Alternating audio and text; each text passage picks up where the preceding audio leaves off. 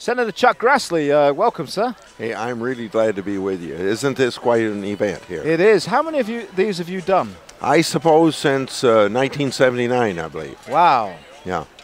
Does this have the feel of the biggest one? I'm not asking you to predict whether it's a record attendance, because who knows with the number game, but does it feel like it's a really big one? Yeah, particularly when you're outside, and particularly when I first arrived here about 10 o'clock, and just weaving your way through the crowd. Yeah. It was almost like being at the State Fair yesterday and on Thursday. Yeah, it really has been incredible, and I'm wondering what that is a statement about. I mean, Matt Strawn, the chairman of the Iowa GOP, told me that there were people at the gate paying to get in here, which is never known happened before. Well, if I could speak to kind of a political point of view on it, and I guess this is a political event. That's what we're here for, right? I sense an undercurrent of outrage against the president's discredited economic and fiscal policies. It isn't expressed, people out there are very civil. Yes. But underneath, they feel something slipping away. And that's probably what we know of as the American dream, or will this generation live better than the previous, or the next generation live better than this generation? And I think there's a certain amount of fear involved with it. There's definitely a different feel. I mean, I'm still a baby in terms of being a citizen of this country, but I've been here a long time. There's definitely a feel that something very fundamental has changed just over the last 6 months. Yeah. And sometimes I measure things in 50-year averages, but until 2 years ago, the national debt was about 35% of gross national product. Yeah. Pretty consistent. Yep. And in the last 2 years, it shot up at the end of this year, that'll be 3 years, 72%. And it's on a path to go over to 90% if we don't intervene. Yep. And of course, once it goes over 100%, we become Portugal. Portugal, Greece, and maybe even Italy. Yep, Italy is looking like it's announced some emergency austerity measures just this weekend. Yeah. And when we came on the air, the riots hadn't started, but I guess they're expecting them to.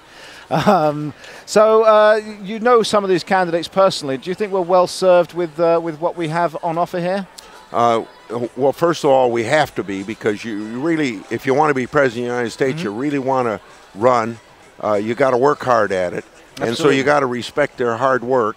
But as maybe the best way to answer your question would be as I view the debate the other night, or going back to the New Hampshire debate. Yep. And I don't know about Rick Perry because I don't know him, but he's getting into it, and we'll get acquainted with him. You get the feeling that almost any one of them could beat President Obama, and you can look at them and most of them would be very, very strong presidents. And I've served with some of these people, so I feel like I know them. Absolutely. Rick Santorum, Senator Santorum, told a nice story about you today in the Strong America Now tent. He said when he saw you after months and months, he went up and went 62, and you responded with 85. Yeah, that's right, I did. So he told that very nice story. Have you done the 99 yet this year? I've got 85, and I have 14 to go, and I'll complete them the last week of this month. Okay, they're all in Southwest. It's a heck of a thing that you take on. I mean, to do this all the time, to visit every county, is really an impressive thing that you do. Yeah. We're not going to spend too much time talking about Fast and Furious. We're going to save that for another day. But I know you're working very hard with that. And I mean, are you really? Have you been frightened by what you found? If you see what I mean. Well, let me tell you what we're able to do.